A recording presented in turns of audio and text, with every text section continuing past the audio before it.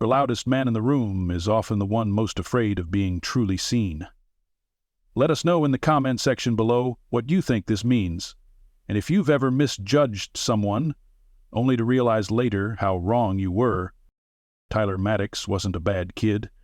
At least that's what the teachers always said when they handed back a test he hadn't studied for, or watched him talk through a lecture with that smug half-smile like nothing in the world could touch him.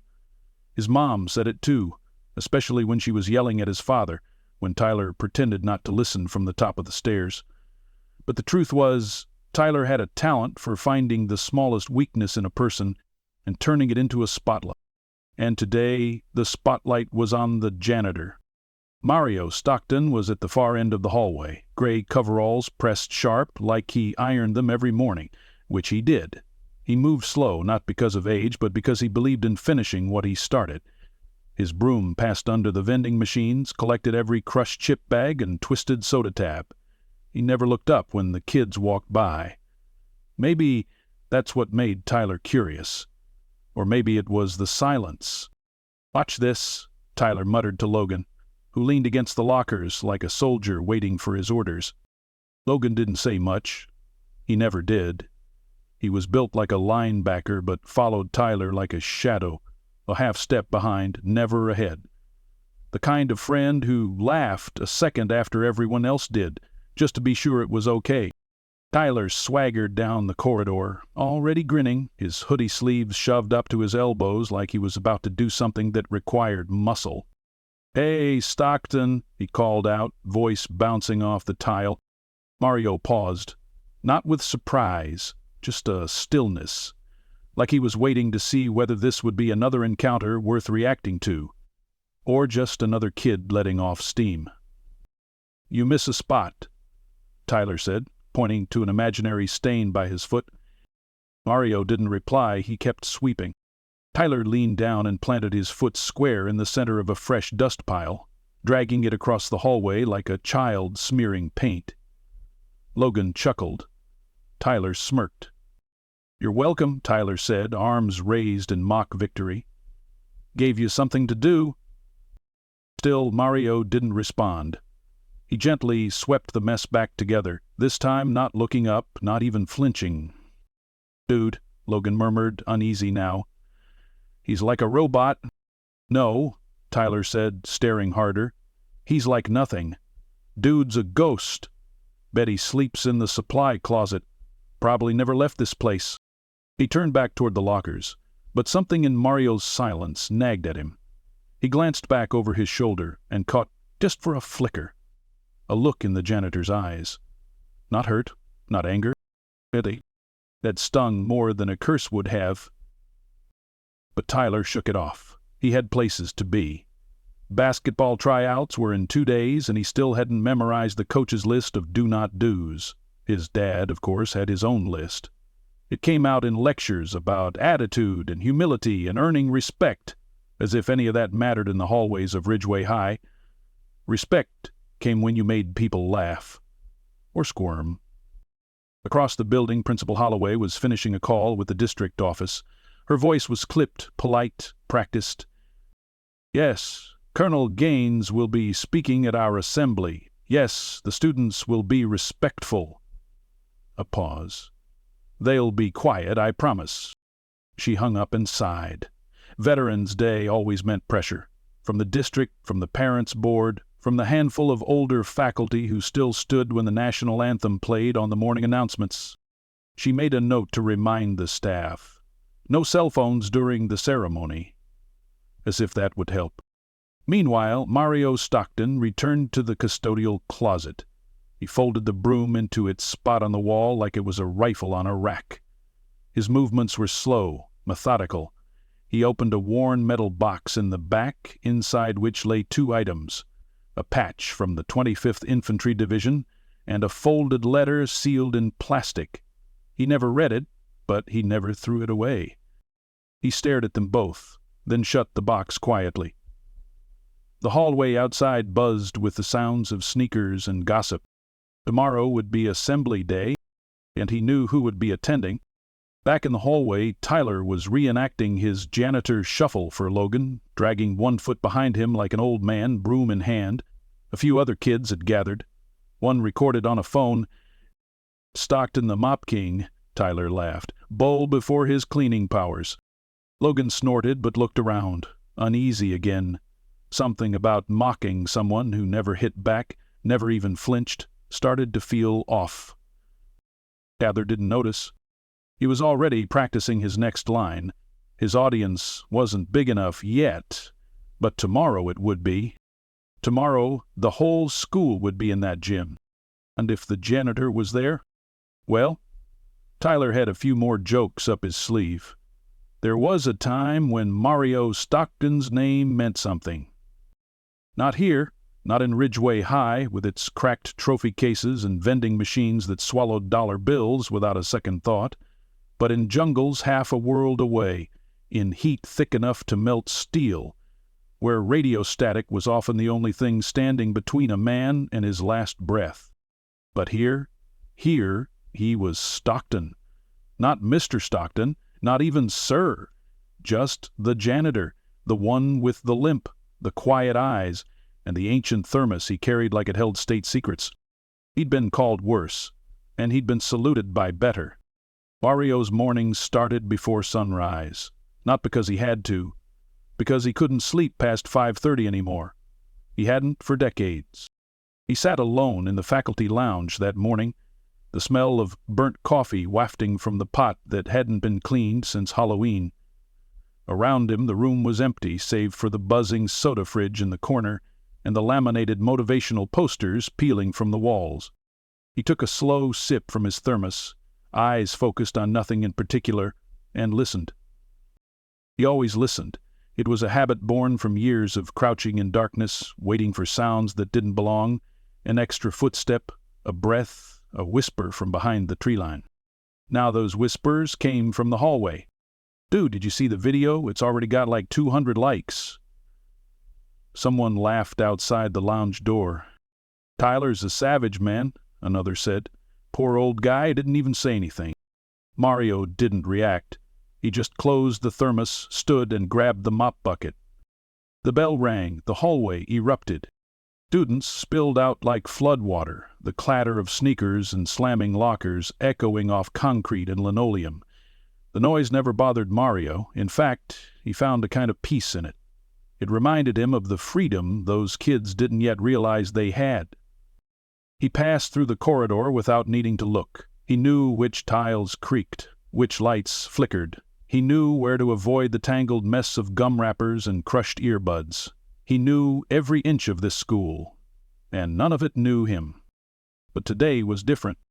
Today he stopped at the main entrance where the morning sunlight spilled through the glass doors like a floodlight. A black SUV idled at the curb. Mario squinted. The silhouette in the passenger seat was unmistakable. Broad shoulders, a white crew cut, a stiffness to the posture that couldn't be unlearned. Colonel Richard Gaines. He hadn't seen Rick in nearly 30 years. They didn't hug when he entered. They didn't shake hands. They didn't need to. "Sir," Rick said, voice clipped with military formality. "Rick," Mario replied, casual as ever. They stared for a beat too long, as if both had to confirm that the other was still real. Still breathing. "I thought you'd be in D.C., Mario said.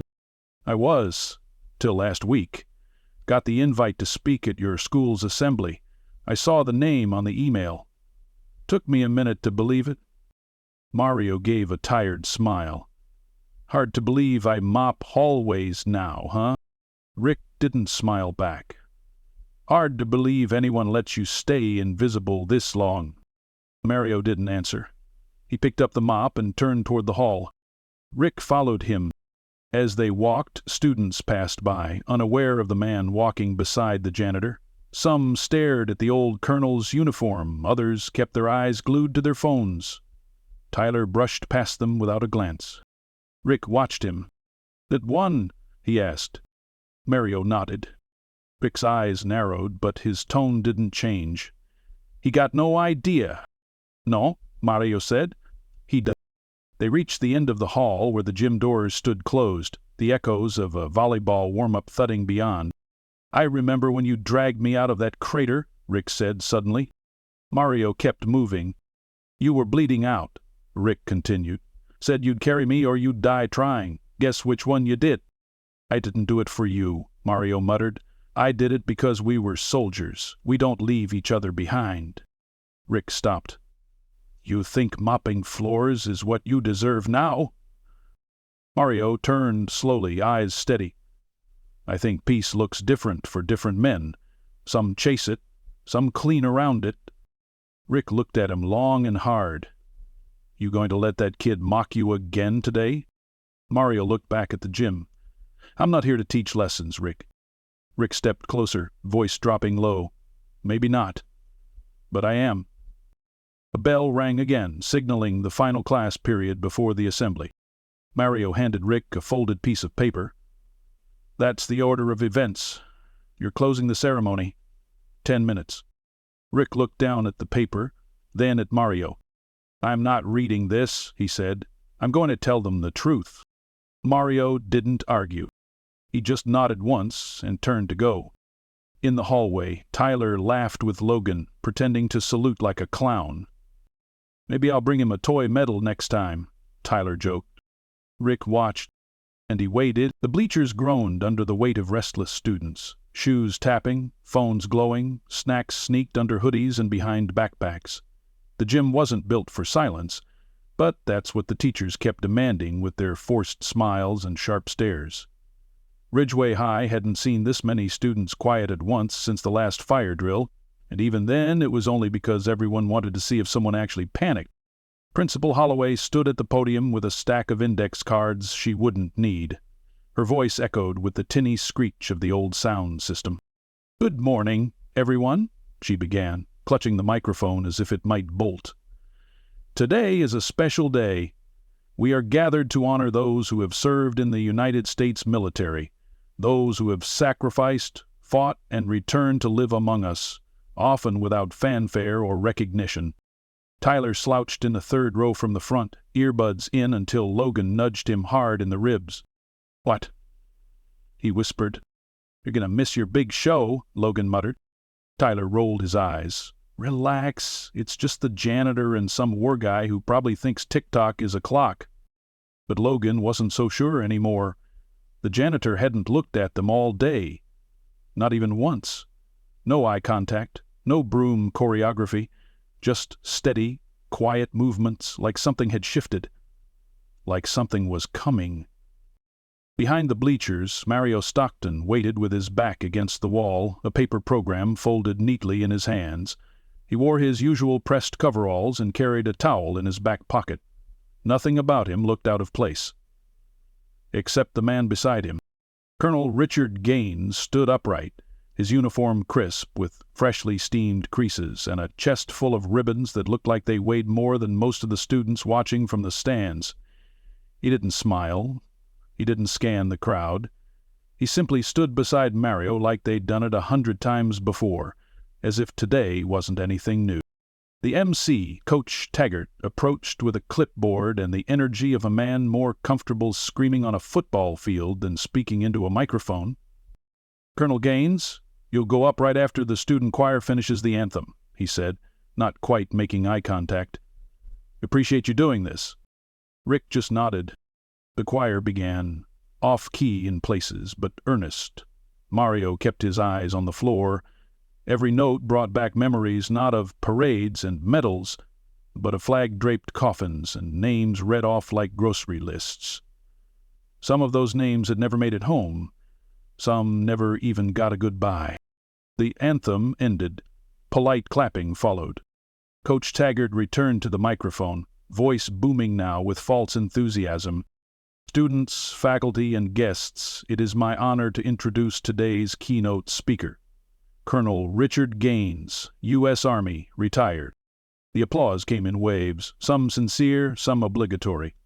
Tyler offered a mock clap, leaning over to whisper, "Bet this guy tells us how boot camp made him a man."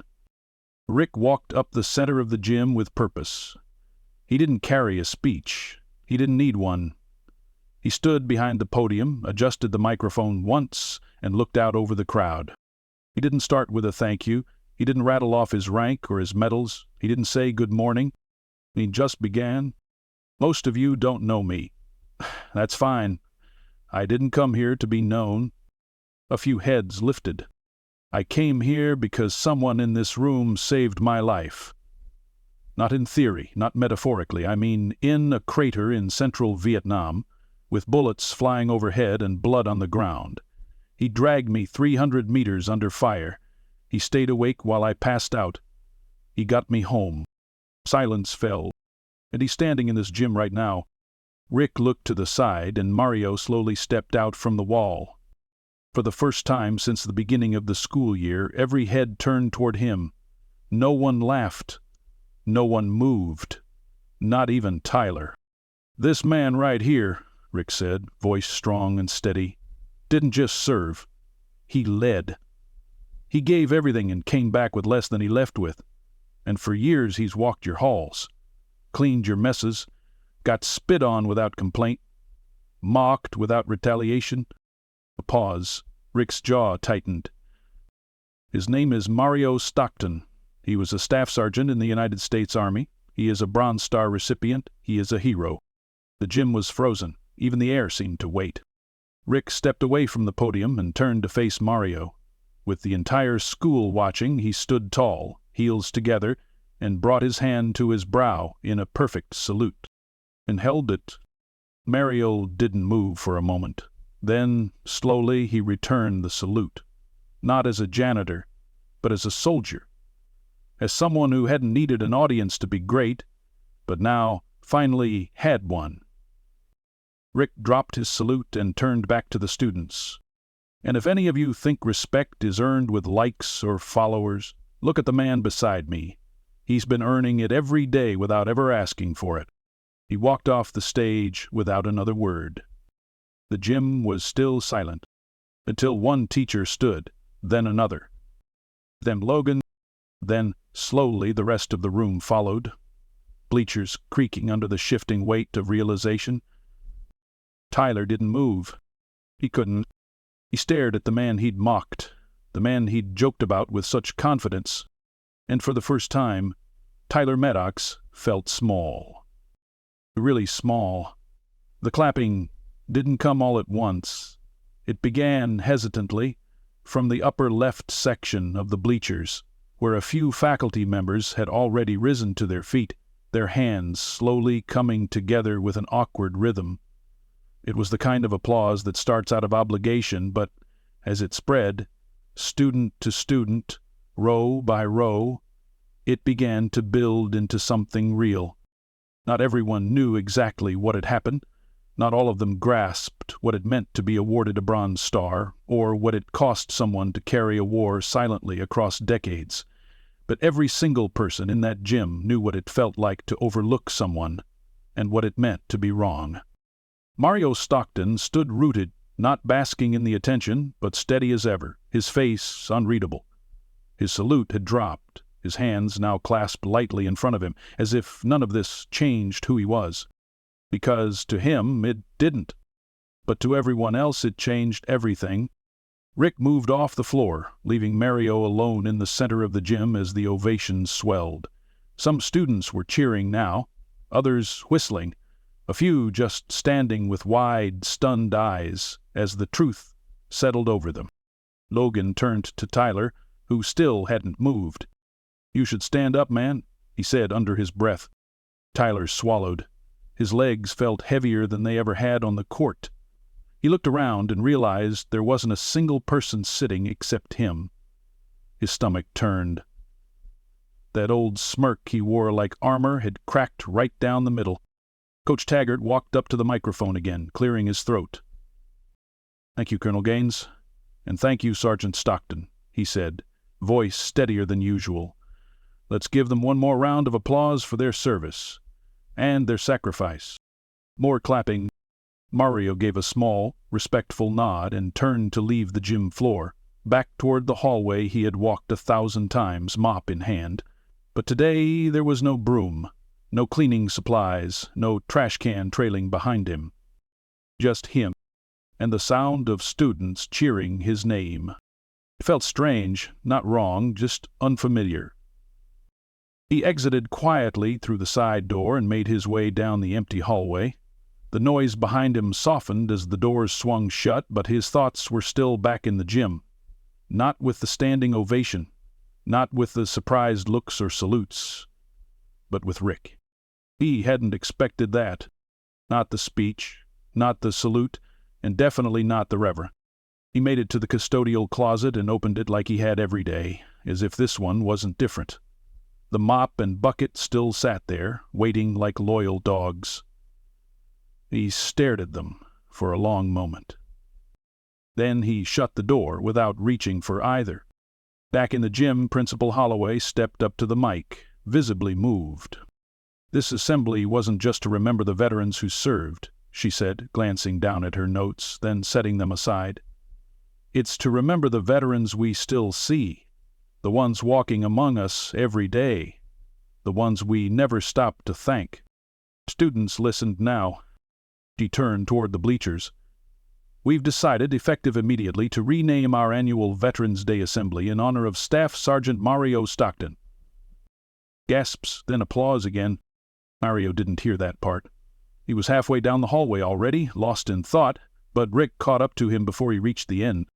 "You always walk away from your own standing ovations?" Rick asked, half smiling. Mario shook his head. "Not used to standing in the spotlight. Better suited to sweeping under it." Rick clapped a hand on his shoulder. "You saved my life. I couldn't let them walk past you like you were just a guy with a mop." Mario didn't respond at first. Then, finally, "Thanks, Rick. That meant more than you know." Before Rick could reply, a voice called out from the other end of the hallway, "Mr. Stockton." They both turned. Tyler Maddox was jogging toward them, out of breath, his hoodie half-zipped and his face flushed with something he rarely showed: shame. He stopped a few feet away, struggling to meet Mario's eyes. "I didn't know," he began, "what you did, who you were, what you went through. I was just messing around, trying to be funny, I guess. I didn't mean to disrespect you." Mario looked at him for a long moment. Not angry, not vindictive, just measured. "You meant to be seen," he said quietly. "That's what most kids your age want." "I get it." Tyler winced, but nodded. "I'm sorry," he said again, his voice firmer this time. "I don't deserve anything from you, but I want you to know I'm going to do better. I want to earn back whatever respect I can, even if it takes the rest of the year." Marius studied him, and held out his hand. Tyler hesitated, then shook it. His grip was uncertain, but his eyes were clear. Rick raised an eyebrow. "That kid's got some guts. Or he's just realizing who he could become if he doesn't change," Mario said. They started walking again. By the time they reached the front office, several students had filtered into the hallway, eyeing Mario differently now. A few smiled. One even gave a quiet salute. The school day ended with a buzz of conversation, and word spread faster than wildfire. Mario Stockton wasn't just the janitor. He was a decorated war hero, a leader, a man who had stood taller in silence than most did in a crowd. And by the next morning his name had been added to the school's wall of honor, right next to the flagpole. But Mario didn't stop pushing them up. He still showed up early, still left late, still made sure every hallway gleamed. But now, when students passed him, they said his name. Some even stopped to help.